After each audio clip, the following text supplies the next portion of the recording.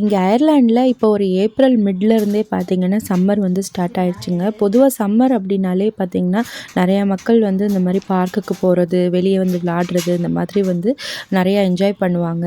அது மட்டும் இல்லாமல் இங்கே வந்து கிளைமேட்டும் வந்து வெளியே டைம் ஸ்பெண்ட் பண்ணுறதுக்கு கொஞ்சம் ஏற்ற ஒரு இதாக இருக்கும். ஸோ அதனால் பார்த்தீங்கன்னா என்னோடய குழந்தைங்க 2 பேர் இருக்கிறனால அவங்களுக்கு இங்கே வந்து ஃப்ரெண்ட்ஸ் வந்து கொஞ்சம் கம்மி தான். வீட்டை சுற்றி கொஞ்சம் கம்மியாக தான் ஃப்ரெண்ட்ஸ் இருப்பாங்க. சரி, அதனால் அவங்களுக்கு வீட்டுக்குள்ளேயே விளாடுறதுக்கு ஏதாச்சும் பண்ணலாம் அப்படின்னு சொல்லிட்டு என்னோட பாப்பா வந்து நிறைய அட்டைப்பெட்டிலாம் வச்சு அவள் வந்து ஸ்லைடு மாதிரி செஞ்சு விளாண்டுட்ருப்பா. ஸோ அதனால் அவளுக்கு ஒரு ஸ்லைடும் அதுக்கப்புறமா ஒரு ஸ்விங்குமே வாங்கியிருந்தோம்.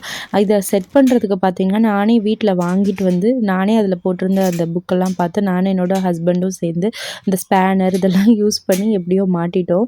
ஸோ இதை வாங்கிட்டு வந்து இதை நாங்களே ஃபிட் பண்ணும்போது தான் எனக்கு இதில் இருக்கக்கூடிய அந்த ஸ்பேர் பார்ட்ஸ்லாம் எதுக்கு அப்படின்றதே நல்லா புரிஞ்சுது. அதுவும் ஸ்பேனர் எப்படி யூஸ் பண்ணணும், ஆலன்சி எப்படி யூஸ் பண்ணணும்னு சொல்லி எனக்கு தெரிஞ்சது. ஒரு நல்ல எக்ஸ்பீரியன்ஸாகவே இருந்தது. காலையில் ஒரு 10 மணிக்கு வாங்கிட்டு வந்தோம். மதியானம் 1:30க்குள்ளே இது 2யுமே ஃபிக்ஸ் பண்ணியாச்சு. இந்த ஸ்விங்கையும் சரி, இந்த ஸ்லைடையும் சரி.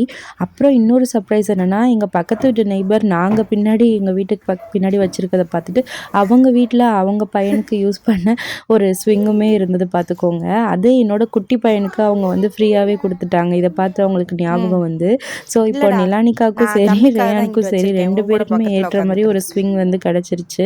ஸோ இந்த சம்மர் சீசனில் குழந்தைங்க அவங்களா இண்டிபெண்ட்டாக விளையாடுறதுக்கு இந்த மாதிரி வந்து வீட்டிலேயே செஞ்சு கொடுத்தாச்சு.